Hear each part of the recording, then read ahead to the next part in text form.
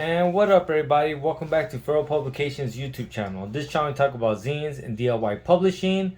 If you're interested in Feral Comics, the comic book zine anthology that I publish, or any of the other one-shots that we have, go ahead and check out the link that will be in the show notes.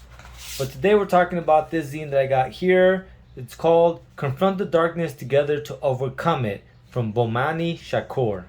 Now, if you don't know who Bomani Shakur is, I didn't either until I got this zine. But basically, Bomani Shakur is currently on death row in Ohio State Penitentiary after being accused of being one of the organizers of the Lucasville Uprising in April of 1993. He continues to stand up against capitalism, white supremacy, and tyranny. And this is a picture of him with his nephew. So what was the Lucasville Uprising? I found this article here on the Dayton Daily News, 7 things to remember about the Lucasville prison riot 25 years later. And basically what it was, one of the largest crises in Ohio prison history, where they took over the prison and basically had demands.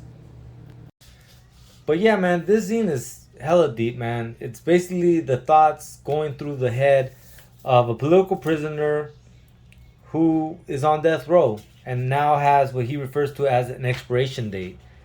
And this is just powerful, man.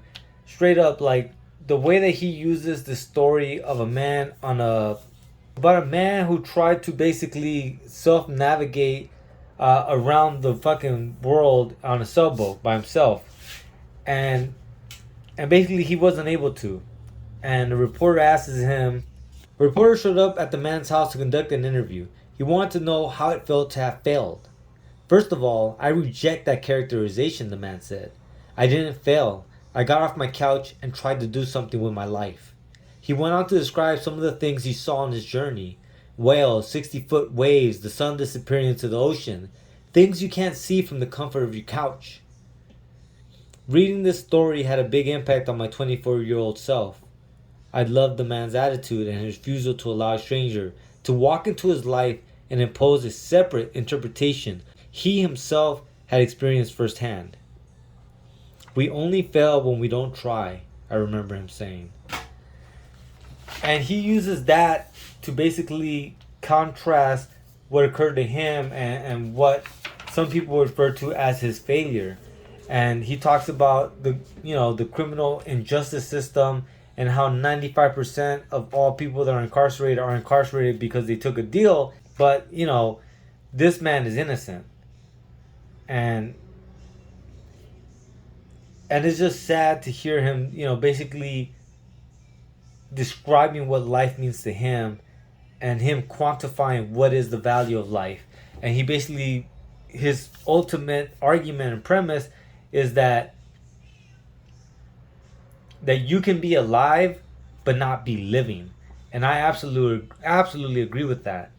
You can go to work and live a monotonous life and punch in and punch out and come home and do nothing that adds value to your inner self, to that person that you are when you are alone.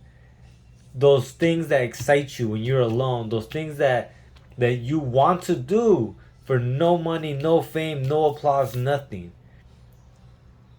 Those are the things that make you who you are. And if you let things take that away from you, whether it be money or whatever it might be, then are you really living, or are you just existing?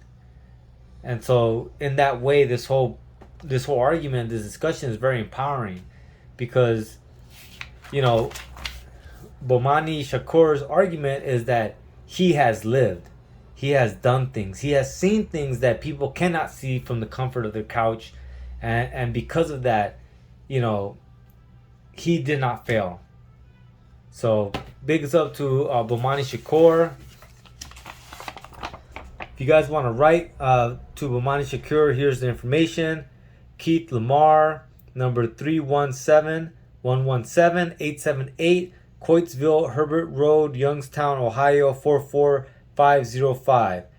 Address letter to Bomani, envelope to Keith Lamar. There you go, you guys. This zine was hella good to read right now. Alright, thanks for watching, guys. As always, please like, share, subscribe. Let's keep building this shit up, man. Let's keep supporting political prisoners, and let's keep building the new world that we want to see. Lates.